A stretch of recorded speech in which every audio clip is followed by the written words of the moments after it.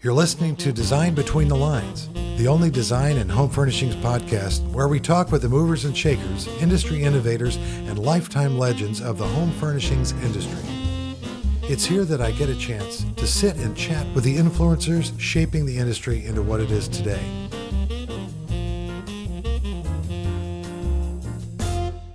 Interior and home furnishings designer Ashley Hicks has designed architecture and interiors in UK, Europe, and the United States, mixing private residential projects with larger scale commercial work. In 1997, Ashley designed his first furniture collection, an interpretation of the ancient Greek klezmos chair. He has achieved significant success with his fabric, carpet, and wallpaper designs. An avid writer, Ashley has published many books, including a personal memoir of his father, the famed interior designer David Hicks, followed by a definitive review of his father's career and life. He is also a contributing editor to Cabana magazine. Did I say that correctly? Cabana or Cabana? Cabana. Okay. Uh-huh. Ashley is in town for the High Point Market, and I got a chance to chat with him about his career and his father's legacy. Ashley, welcome. Thank you. Easy question to start with. What was it like growing up surrounded by great interior design, by interest and passion for interior design in the home you grew up in? That's an easy question. I mean, it's an easy question. It's a very long answer, but I'll make it short, probably. But it was very all-encompassing. You can imagine every single detail of each of our various homes, because we had a country house in Oxfordshire, which was our main home, then a house in London, and then a couple of holiday houses, one in the Bahamas and one in the south of France. Both good locations for holiday. And so every detail of these, of course, was designed. And also, the cars. At one stage my father had to sell his Rolls Royce, which had been, custom made in chocolate brown, with a chauffeur's uniform, obviously in chocolate brown to match.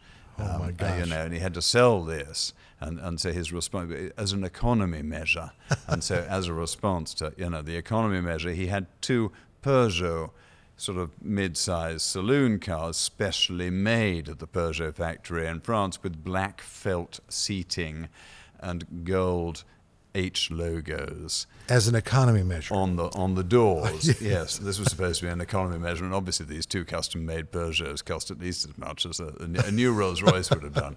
But Well, did this growing this up like this with these influences in your life? I'm sure it gave you a passion, but did that influence your style, or did you kind of work on your own style kind of from there? I mean, I wonder. Well, it's a mixture, I suppose. Growing up with this visually obsessive, and tremendously sort of kind of rigorous, really, environment where every single surface and every aspect of every room and every space is meticulously considered. Mm-hmm. To the extent of my father creating all these tablescapes, and he was very proud of contributing the word tablescape to the English language, which, of course, what he meant by it was groups of objects assembled in an aesthetic manner on a side table. Wow. in a living room, in a reception room. And some people now use the term to describe, the setting of a table, a dining table, which is quite wrong, and he'd be horrified to think that his word was being abused like this. But you can imagine, these tablescapes where you've got, precious and not so precious objects, but arranged in very meticulous patterns, and they're all lined up, and they're all perfectly symmetrical and perfectly straight, and it's very, very careful. It's like a sculpture, but it's not fixed together. And of course, if you're a child, all you want to do is to touch all these pretty objects and move them around. Yes, you and so do. we were always told, those are Daddy's toys. Yours are in the nursery. I didn't come up there and play with your toys. You shouldn't play with mine down here. Oh, gosh. So you can imagine, and the root of all of this sort of obsessive thing of his, was when he was a kid and living in a small village in the English countryside during the Second World War, and sort of, rather design conscious lady moves into the house across the street, and so he and his mother, who live alone, you see, in the house, are peering through the curtains at endless removals vans arriving with all these crates of furniture and pictures and objects. And so over weeks, the house is put together, and finally they're invited for a drink to meet the new neighbor. And they go in, and he said it was extraordinary. It was as if there was a magic spell had been put on the house. And there were all these objects arranged in these careful patterns on the tables, and all of the furniture was in very specific positions. And you felt as if you moved anything, the spell might be broken. Yeah. And it felt rather intimidating, but rather exciting. So this was his moment, I guess you could say. This was his, yeah. Now, did you have any early, beyond your father, did you have any early mentors in your life that directed you, or meeting them might have? Well, that's me and my nice ring there. Did anybody that you met in your lifetime that kind of helped in your direction? Well, I suppose various people, but the other strong influence when I was a kid was like my grandfather, Lord Mountbatten, who'd been the last Viceroy of India, and was a cousin of the royal family. Very famous. All the royal families of Europe, in fact, and he used to tell us stories when we were kids of his childhood, and so he, as a 14-year-old child, was with his mother. Visiting his two aunts in Russia, and so one of his aunts was the Grand Duchess Sergei, who was her husband was the governor of Moscow, and was the uncle of the then Tsar, the Emperor Nicholas II, the one who was murdered by the Bolsheviks in 1917, and that was my grandfather's other uncle. You see, and so as a kid, he's in Russia and traveling on the imperial train. Alone with his mother on the imperial train, going from one palace to another. Wow. And as a boy, he's 14 years old. He's a curious young man, so he's walking along the corridor of the train. He hears a tapping noise, and so he goes in, and there's a peasant carpenter who's kneeling over a toilet seat and nailing fresh chamois leather onto this toilet seat. Very luxuriously appointed bathroom. Yeah. And so my grandfather, curious boy, says, what are you doing? And the man says, "Oh, this is Her Imperial Majesty's bathroom." Wow. And I'm changing the leather on her seat. My grandfather says, "But my aunt isn't on the train." And he said, "Oh no, when she is on the train, then I'm in my workshop, and if she uses the bathroom, a light comes on in my workshop, and I come in and change the leather." Wow. So there was a bottom that never sat on anything except for fresh chamois leather. That is extraordinary. What a story. But anyway, but our grandfather, would tell us stories like this of great luxury and a design consciousness. Let's face it, there. Yeah. And also was very, very conscious of design himself. Okay. And so you got that naturally. He really did. A little. I was kind of surrounded by it. And he was very image conscious, and he would have me do little tasks for him, like draw his coat of arms to be embroidered onto a new set of slippers for him, or restore the paintwork on his coat of arms on his flag. Wow. He liked to fly a flag with his coat of arms on it over his castle. Gosh. Well, how did you get from growing up like this to starting your own practice, should I say? Well, I then, slightly reacted against all this and went off to art school. And so I was a sort of an anti-nuclear protesting art student as a kid. Okay. And then went on to architecture school. Ah. And so started to become an architect at the Architectural Association in London, which is a great sort of modern architecture school. Mm-hmm. And then leaving there, went to work for architects. I worked for Peter Panoyer in New York for a while, and then worked with somebody in London, and then opened my own practice. But after 2-3 years, realized really that I was more of an interior designer than an architect, and so stopped being an architect. But in between the two, worked for a few months with my father. And so I was his sort of architect partner, and did some interior schemes with him on his behalf. That's very interesting. Which was interesting. I bet it was. Yeah. It was, unfortunately, it was towards the end of his designing career, really, and he he was no longer quite as professional as he had been when he was younger. Okay. And so it led to a few situations, let's say. I can understand that. But I did get some insight into his working methods then. And he always, while we were growing up, my sisters and I, he very much, and he had a rather old-fashioned sort of Victorian attitude to women, I suppose, and he thought of my sisters as, nice young ladies who would marry dukes and live in castles and palaces and never work, whereas I would be the one who would work. And so he made me the heir to his design legacy. But he also, while I was a child, he would make me look at his scrapbooks, which are what I've just published a re-edition of. Which is what you were just here earlier signing, the books. Exactly. Beautiful, beautiful book. Lots of collections and wonderful, I'm sure, brought many interesting thoughts back to you as you put the thing together. What an amazing book. Everyone should take a look at that. And the name of the book is? David Hicks Scrapbooks. There you go. Yeah. Please go out, look for it, and buy it.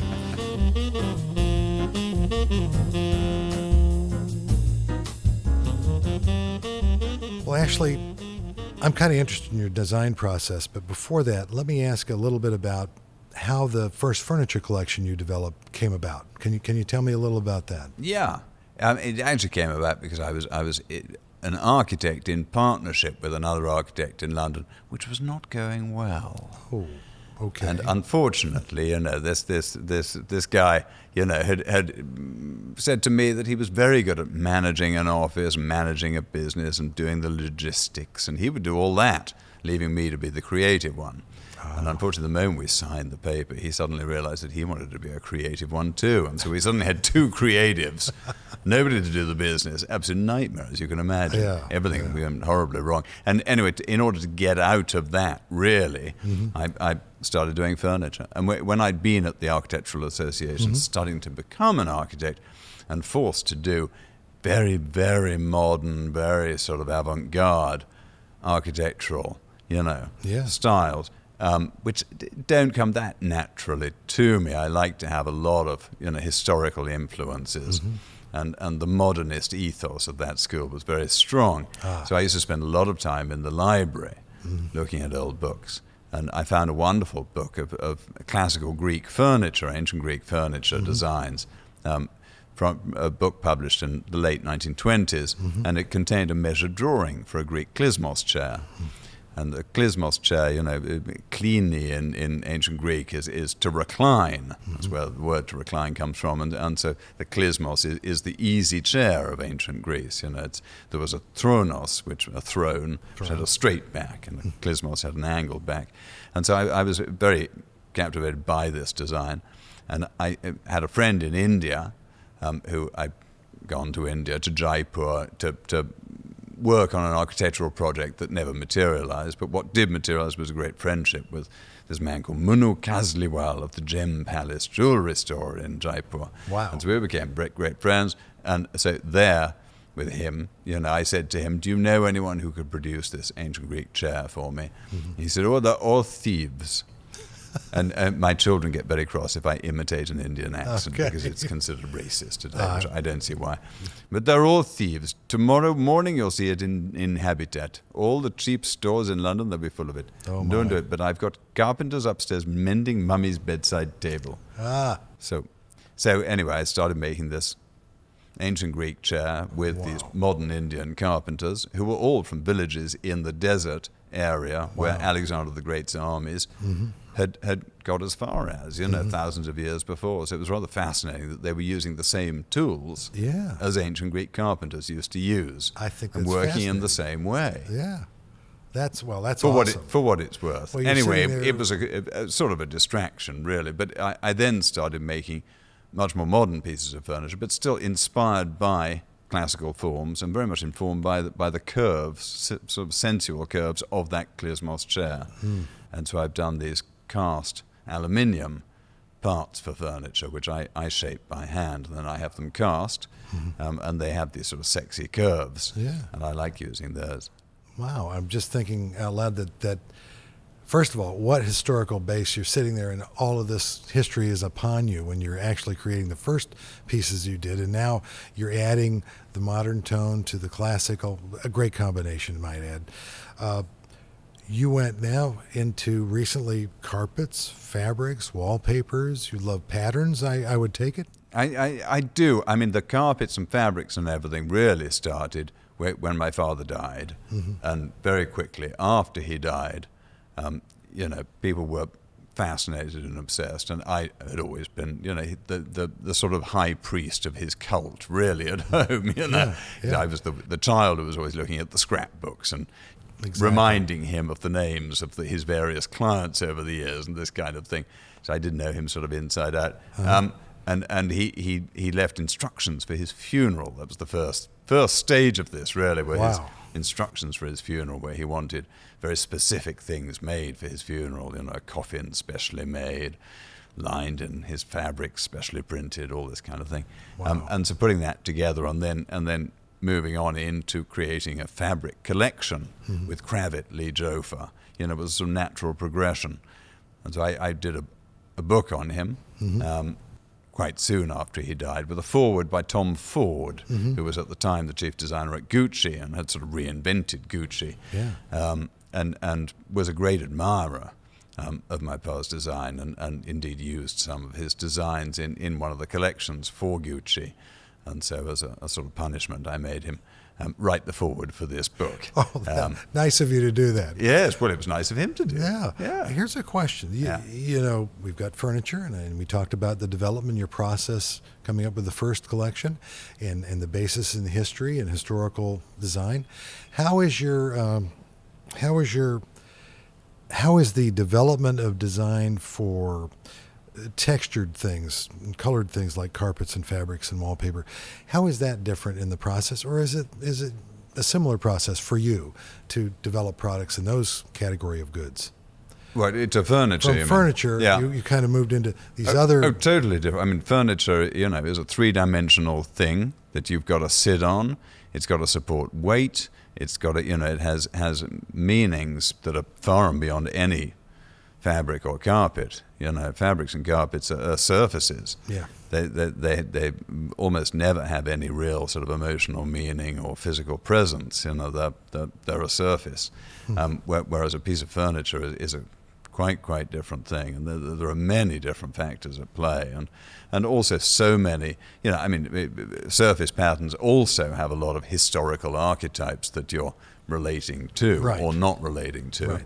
Right. But furniture very much so, And also furniture, the thing of furniture is that the scale is, it's always a one-to-one scale in a way. It's always related to the scale of the body. The body, yes. And so you're always, a chair leg, it's a leg, We have legs, chairs have legs. Chairs have arms, we have arms. So they're very, they're related to the human body in a very direct way, which fabrics and carpets absolutely aren't. True. And so as a result, I suppose that that the design process is a very different one. And furniture, quite often there's a sort of a modeling to the form. And you were talking earlier about the curves that you exactly. And I like to make these patterns for casting myself. And so I take some wood or some clay and model, sculpt a form and then have it cast, which is a nicely sort of direct way of very tactile way of working. And then obviously fabric is quite different, although in a similar way. My own fabrics, because I do my own textures by Ashley Hicks, which is a collection of printed linens, which are my own brand, as opposed to my general ones, which are David Hicks by Ashley Hicks. And so my textures ones are mainly historical patterns, a few new ones that I've just sort of created, but they're all drawn by hand by me. And so instead of having an idea or cutting out an old pattern or something and giving it to some artist to draw up or doing it all on a computer, then I actually draw the thing myself. So I like having the sort of handmade mark. And you're going until you're satisfied with what you like what you've drawn. Absolutely. Well, good for you. That's writing books. Yes. Now you're an author many times over. Is that something, writing, that you really enjoy doing? I would think it is. I mean, I do. No, I love it. I've never written fiction. I started once to write some fiction. Yeah. Yes. And I gave my first few chapters of this rather eccentric thriller that I was writing, to a famous London agent, literary agent, who's now dead, but while he was still alive, I gave him this thing, and he sent it back to me with a very short thing saying, "I'm going to give you the second best answer in the whole world, a quick no." So that was the end of my novel writing attempt. Okay. But writing about design I very much enjoy, and I do write for Cabana magazine and other magazines. And do you enjoy that, the short form? Do you like the short form for magazines, writing like in more of a short form? Yes, it's nice to write concisely. It is, and I enjoy writing my little Instagram captions. In fact, Instagram's a marvelous thing, because you can write so little that people actually read them. I hear you're famous for those captions. That's what I hear. At least your sister says that. You're famous for those captions. Now, I'm going to have to start reading them. It sounds like you have a wealth of great humor, I must say. Publishing details. Now, can you tell me a little bit about publishing that? Yeah, well, that actually came from my Instagram, more or less, because it's Details was a book I did with combining my photographs of historic interiors, many of them taken just with my phone, going around houses open to the public or old churches, museums, and I snap pictures with my phone. And you can actually now, using Photoshop, produce a book with pictures from an iPhone, and they look pretty good, if you ask me. And so it's a combination of those and then my own photographs of my own interiors. So it's rather a pretentious proposition, really, because I've got sort of a great architect, Sir John Soane, his library in London facing a library I've designed. Oh my! So I'm not sure really what one would think of that. It's not very modest. But it's. I think you've done very well with that. And look where you're across the street. That's pretty good. That's pretty pretentious. I like that. Current trends in the industry. Now I'm going to ask from the UK perspective. Maybe there's a world perspective to that. And I know you travel a lot. I mean, do you have a notion for current trends that you see that are I guess affecting you, or you're saying, my goodness, I've just seen this and I wonder that seems to be a trend to you? I don't know that I have really noticed anything particularly, but I suppose what you see quite a lot of is this sort of random geometric designs. So there is a certain amount of that. But I think what's exciting about the design world now is that it is so, what in England we call Catholic. It's so embracing of just about everything, and so we're no longer ruled by the sort of, dominance of minimalism or by the endless sort of neoclassical, postmodernist thing. And instead, really, you can let it all hang out. People do one thing, people do another thing, and everything has a similar value. And there is no sort of heterodoxy, I suppose. My sense of it is you like that. You're glad to see that. I am, yes. I think that's good. Good deal. My father was always apt to say, that people had very bad taste, and things were bad taste, and he quite often he'd say that, your aunt, he would say, has no taste whatsoever, and I, of course, being a cheeky child, would say, actually, I think you're wrong. I think she's got lots of taste. It's just all of it what you would think of as bad, but essentially, actually, it's different from yours. And I don't think there is really good taste and bad taste. It's just some people, have the eye of the beholder, I guess. The eye of the beholder, indeed. But we're living in an age without rules, I think. Where, I agree with you. Anything goes. Yeah. Which is quite good. Speaking of that, and we're getting to the end of our time together, do you have anything that you might want to impart to students that may be listening to this broadcast in terms of something they should be aware of or thinking about? Yes, they should look at books. They should look at books, and they should go to museums and look at the past. I'm absolutely amazed by the number of young people who have no idea of anything in the past at all. Wow. All they do, they look at things online and they look at things made now, and they think 1970 is a long time ago. I mean, obviously I'm an old man, not that old, I'm 54, but I'm old enough to remember 1970 only too well, whereas young people today, obviously it's their parents' time. Yes. But I do find it shocking that people cannot tell the difference. Designers cannot tell the difference between the Renaissance and the 18th century and Victorian times and ancient Greece, and it's really all just old for them. And I think there is so much fascination in historical styles and historical influences, and there's so much potential. I'm seeing it already. We've mentioned it earlier in the interview that how you've combined the two with your present day feelings and thoughts and designs, and that's great advice for them to get out and start looking at this and reading looking at books. Yes, opening books, because young people simply don't open books. They look at a book and they're like, okay, that's going to sit there. I'm going to look at stuff on my phone because that just looks frightening. Agreed.